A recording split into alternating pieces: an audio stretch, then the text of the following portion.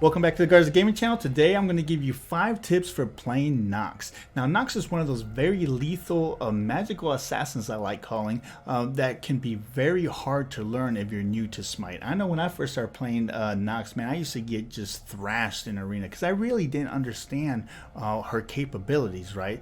But these 5 tips I'm going to share with you today are going to allow you to start off on the right foot and do some mass damage in Arena. So without any further ado, let's get into it.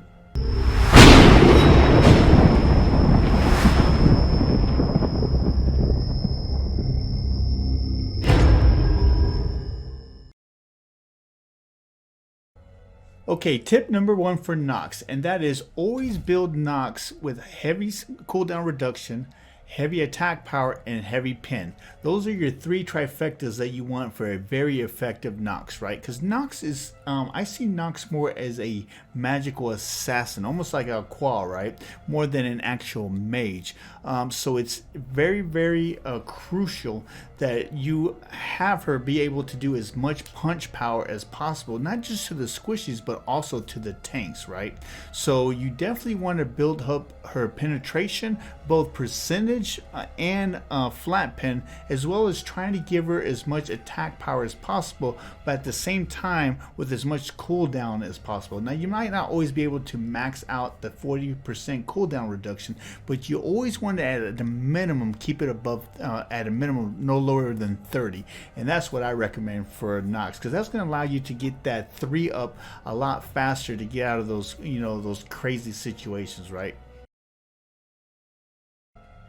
Okay, here goes tip number 2 for Nox. Now this is very important because it's very easily to forget about it, right? And that's that Nox has a passive that every time that you cast an ability, she lights one of her candles, right? She has a total of 4 candles, and every time a candle is lit, she actually gains 3% magical power per candle, up to 4 candles. So you're looking at 12% more magical power behind every attack you do. Now what ends up happening is every time you take damage, though, it blows out one of your candles. So you always got to keep an eye on how many candles you have lit.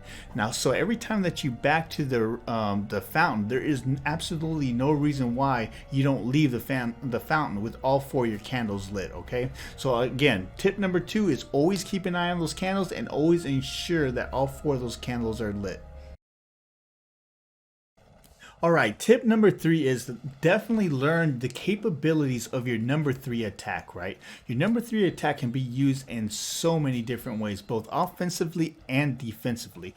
Obviously, if you're in a bad situation, you can actually use your dash to get out of that situation, right? You just dash out of the enemy's harm and head back to your base. Another defensive way is if you're into it, you have a Neith on your team, or a Thanatos, or a Thor, or even a Churn. You can jump inside of them, have them do their special attacks to get you back to your base that much quicker if you're about to die.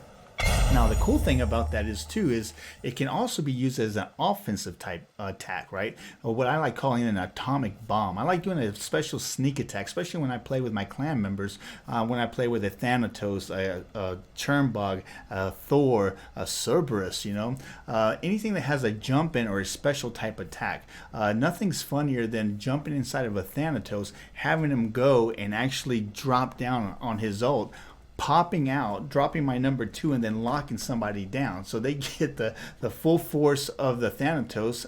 In the event that he can't execute him, I end up executing him by following up behind him.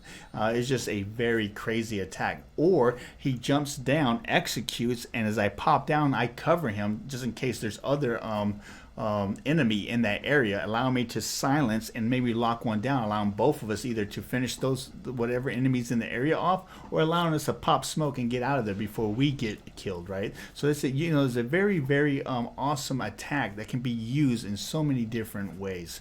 Another thing that just keep in mind as a newbie, that a lot of new players don't know is the fact that this attack does damage going in and out of one of your allies. So say there's a god between you and one of your allies, right? So you dash through in like that. As soon as you dash to that god, enemy god, it's going to do damage. Now you're inside of your friendly god, and you pop out, it's going to do damage a second time. So keep that in mind. So that's an easy way of getting double damage for the same attack. Yeah, but that's our number 3, man. Definitely learn it, learn its capabilities, and I tell you what, you could be making some really, really cool plays in just a matter of time. Okay, tip number 4, always try to play off your team members just as much as they should be playing off you. And what I mean about that is Nox is very, very lethal in the way of her number 2. Her number 2 is an AoE type silence, right? So when you're playing with, say, an Ares or even a Poseidon or Daji, any type of god that can set up an AoE type of attack, or maybe even a knock-up from a Kumbhakarna, right? What you do is you want to be able to capitalize on those type of situations. You know, Ares brings up his chains and brings people in. Before they even hit the ground, you should be, you know, targeting your number 2 right under them. So as soon as they land, not only are they silenced, but they're going to end up taking that that attack from your number 2. And with that silence, it keeps them from using any type of movement enhancement type of attacks to get out of harm's way. So by silencing them and then having your other type of gods like maybe a Kukulkan or you know, a Vulcan also ulting at the same time, you're just going to be able to set up an awesome play that's going to do an enormous amount of damage.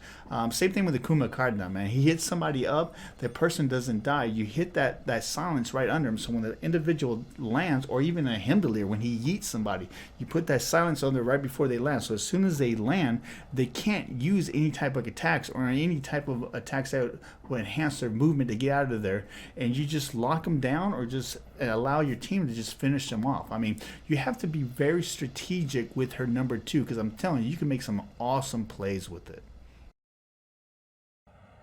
Okay, so now we get to tip number 5, and now this is the most important tip that you'll ever get for Nox. This is the bread and butter to playing Nox, and that's her combo. Her combo is the most lethal combo in freaking Smite Arena, bar none. I've actually made other teams freaking quit because I was pulling this combo off left and right, man. It's that annoying. And that's her 2-1 combo, man. I'm telling you, if you're a Nox player, you have to learn this combo. That is your whole mission in life when you're playing Nox, right? And what it is, as you know, her number 2 is an AoE type silence. So you drop the silence and then you lock them down, the opposition down, right in that that silence. So what ends up happening is they get caught in that silence and they can't move. So they're taking damage from your lockdown and they're taking damage from your actual silence AoE that ends up blowing up, right? Now, in addition to that, the enemy is silent, so they can't use anything, any type of movement enhancement type of abilities. The only thing they can use is hopefully they have beads. But the cool part about it is when they're locked down on top of that, your teammates can capitalize on that and back you up to help finishing up a god. But the combination, if built right, the combination of damage that combo does is just ridiculous. Let me show you here on this heavy fortified Odin, right? Lock him down, you see those ticks, and boom, that initial over 1,000 damage. So just between the ticks and that initial damage, you're looking at close to 1,500 damage just in that combo, and that's not even her ult. You know what I'm saying? So that's what I'm saying. If you can't learn any of the other tips, or if you forget any of the other tips, this tip right here, tip number 5, is the cream of la creme, right? You definitely have to learn this and keep practicing until you get it right, and I'm telling you, your Nox game is going to shoot through the roof. So that was our 5 tips to newbies to Nox. I hope you enjoyed this video, and like I said, if you can't remember any of the other tips, do not forget number 5. Her combo is the key to this god. I'm telling you, if you miss that combo, you're gonna be pretty much useless out there, and you're gonna get destroyed. But if you learn that combo, if you can land it at least 70 to 80% of the time, you're gonna be so beneficial to your team, and you're gonna cause so much aggravation to the opposition, man. I'm telling you, Nox is a beast, and once you learn her, man, she just becomes just so powerful in the arena. But again, for all you that are new to the channel, please subscribe, and don't forget we're on Facebook Gaming and on Twitch. So even if you're subscribed to us on YouTube, don't forget to give us those follows on Facebook and on Twitch under Garza Gaming Channel.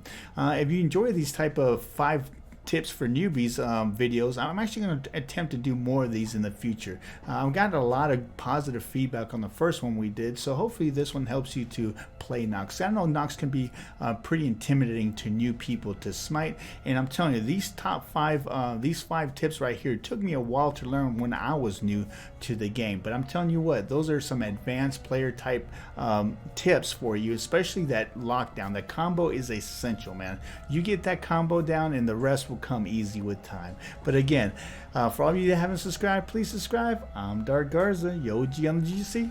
See you next time.